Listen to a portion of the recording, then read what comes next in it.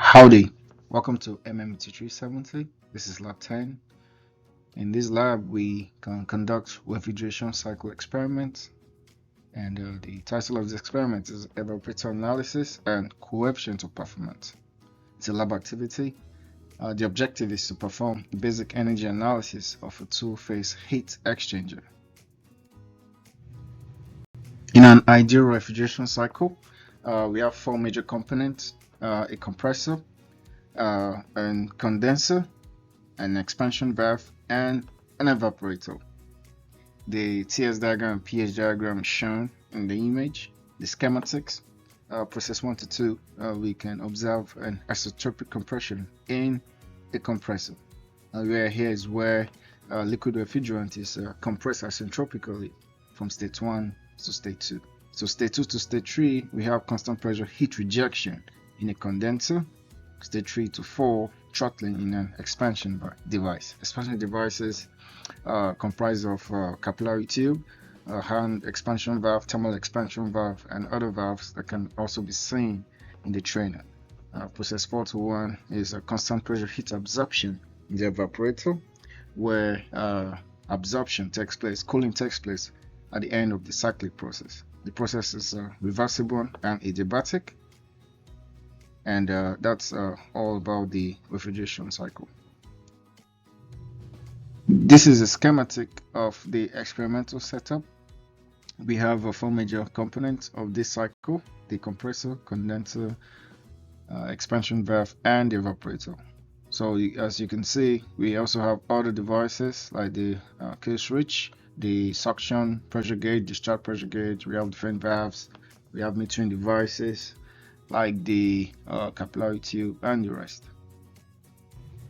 For data analysis and data acquisition techniques we use for these refrigeration cycles, we observe that thermocouple wires have been calibrated to these devices in inlet and outlet conditions.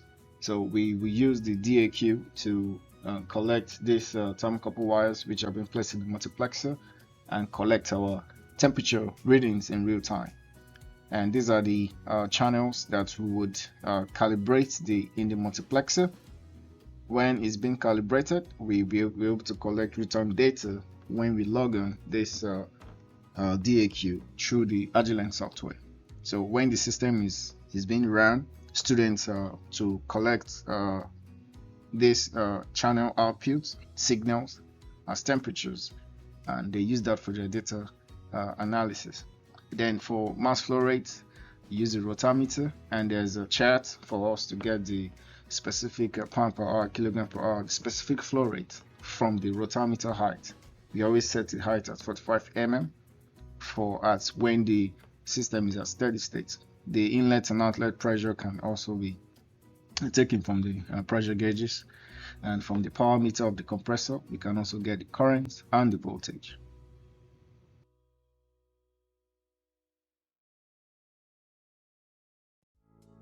Howdy, my name is David, and over here with me it's Barad, my colleague. So we're here to talk about the refrigeration cycle.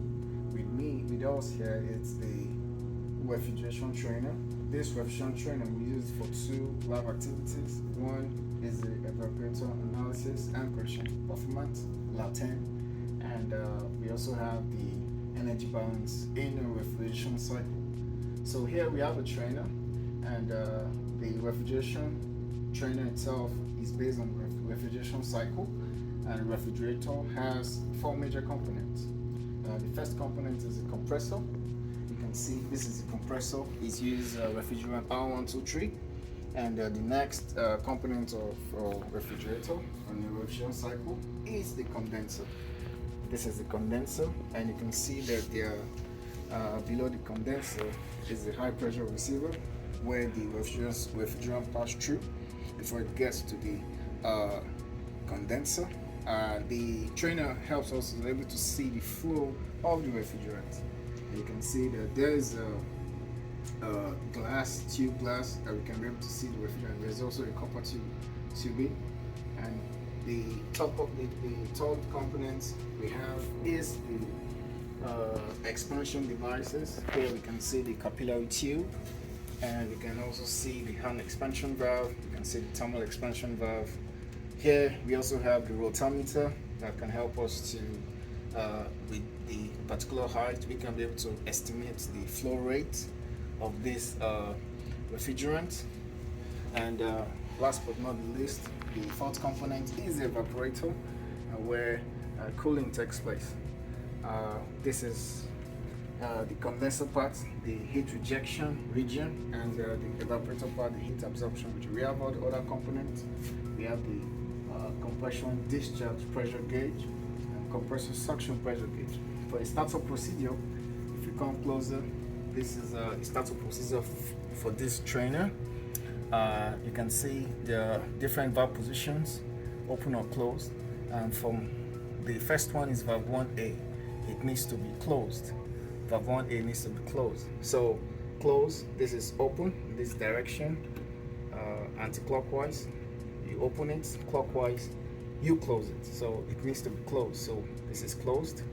1B is said to be opened. You can see it's opened.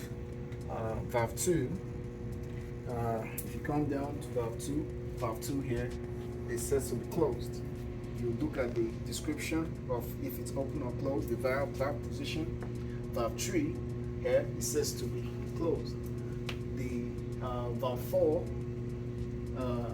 here, it's closed, while valve 6 is opened, and valve 5 and valve 6 are opened.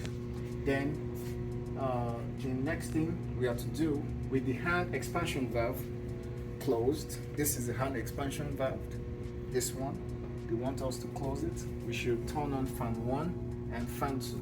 If you come closer here, this is fan 1 and fan 2 of this hand expansion of the fans.